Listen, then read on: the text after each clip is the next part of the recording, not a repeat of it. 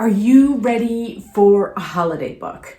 I was. I didn't know I was, though. I saw this book that came on the New York Times bestseller last week, and I thought, you know what? Just do it. Why not? I'm ready to read a holiday book. And I did. And I'm so happy I did. Up on your screen, Richard Paul Evans' newest book, The Noel Letters, came out October 27th. Like I said, it went right on the New York Times bestseller. It is not there this week. I checked to see if it was still on there, and it's not, because so many books are coming out right now. It is so worthy of a read. I don't know what you're doing right now. It's kind of gloomy here. I'm in Pennsylvania. All the news is bad. It's like, oh, we're going to shut down again.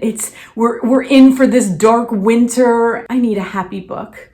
That's what I need. Where do you turn to? A holiday book. That's where you turn. And I'm so happy I did. It was such a great 2 days. I have never read a Richard Paul Evans book. He has 35 books out, and I didn't know that. I've heard of him. I don't even know why. I think because he had a book back in the day. I think it was called The Christmas Box. I never got to read it, but I did hear a lot about it.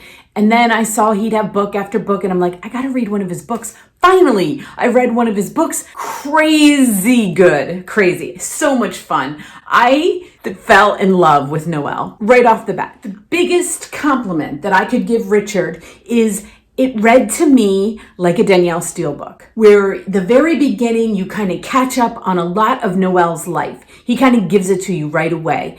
And then you kind of get more and more. And as you're reading it, you're discovering more about Noel. At one point, and this always happens with Danielle Steele, trust me, if you've never read one of her books, you will come to this moment when you're like, oh, nothing's really happening. That's so weird. Nothing's really happening with this character. It's kind of going, oh, it's so wonderful. My life is so awesome. This is all that's going to happen in this book. But you know it's coming. You know that that's just not what's going to go down. And I could feel it. It's almost like tensions start to rise. You think that it's getting to be like, oh, there's nothing going on in this book, but then they hit you. I don't know. I'm starting to learn how to really feel that tension that an author is giving us. And things are going awesome. Let's just set up the story. We learn right off the bat, her dad's dying. Her dad dies. She has a job in New York City. She is a book editor with a very large publishing company. She flies back to home, which home is Salt Lake City. She gets home. Her dad dies before she gets there. She thinks, okay, well, I'm just going to wrap this up and then I'm going back to New York. But things happen. And she ends up staying. And I'm not going to tell you because I want you to read the book. But she ends up staying. Right around halfway through the book, you're like, this is interesting. This is like, she's all happy. She kind of met a guy. You kind of see where it's going. His name is Dylan. And you think that's it. You're like, okay, well, it's got 100 more pages. I mean, what more could you fit into 100 pages? Well, that's what he did. He filled those last 100 pages with so much. I wanted to give you a quote. I love to give quotes, but there are so many, and he uses quotes throughout the book to keep you interested in the book. And so many of them I knew, and then so many of them I'm like writing down because I don't know them. I'm like, I never heard that quote. I loved how he did that. It was perfect. Absolutely perfect. I will be reading his books from now on, just so you know. He has me hooked. There's that aspect. And then, like I said, in the end, what she learns about her family, and it's between the book starts off like right before Thanksgiving, I'd say till Christmas, that it just picks up and things are happening. We are so happy about it. I'm like, what am I going to say? 384 pages. That's another thing. These books like this, they can pack so much into a 384 page book. My sweet spot for fiction is always around 350 pages. Those 30 extra pages, you're just happy about them. You're just happy that he decided to write 30 more pages. That's all.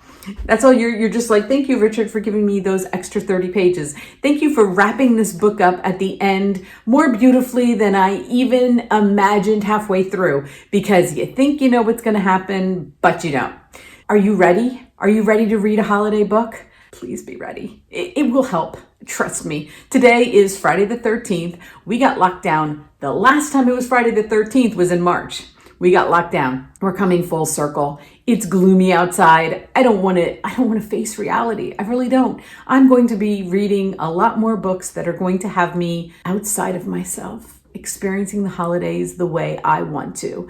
And start off with this. It's the perfect way.